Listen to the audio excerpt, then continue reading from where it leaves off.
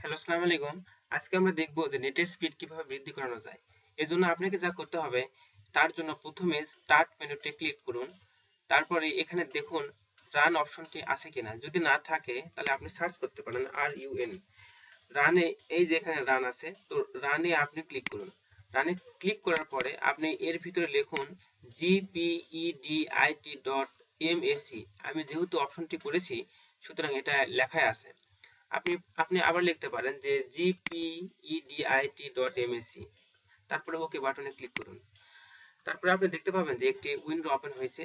সেখান থেকে আপনি এখানে দেখেন যে লোকাল কম্পিউটার পলিসি, এর ভিতরে দুইটা অপশন আছে, কম্পিউটার কনফিগারেশন এবং ইউজার কনফিগারেশন। আপনি কম্পিউটার কনফিগারেশনের ভিতরে দেখেন অ্যাডমিনিস্ট্রেটিভ টেমপ্লেটস।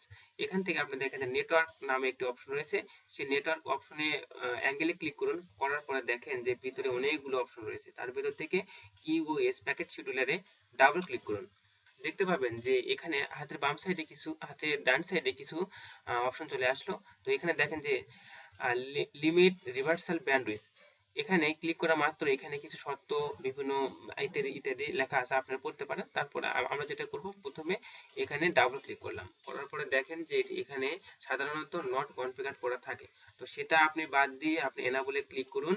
তারপরে দেখেন যে নেটের স্পিড 20% দেওয়া আছে, আপনি সেখানে 0% করে দেন। তারপর নেক্সট, এই যে এখানে নেক্সট, এই যে এখানে যে নেক্সট সেটিং আছে সেখানে ক্লিক করুন। তারপরে এখানে আপনি এখানেও এনাবল করে দিয়ে নেটের স্পিড 0% করে দেন। মাইক্রো সেকেন্ডস করে দেন, ইন মাইক্রো সেকেন্ডস 0 করে দেন।